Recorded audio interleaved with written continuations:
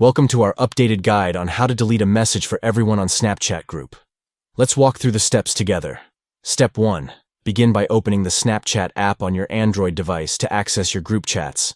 Step 2. Navigate to the Chat tab within the app where your group conversations are located.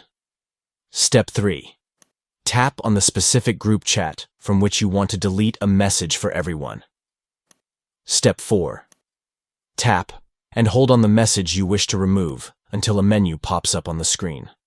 Step 5. From the menu options, select Delete to initiate the deletion process for the message.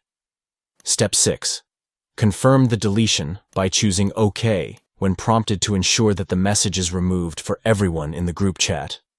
It's important to note that messages in group chats are automatically deleted after 24 hours.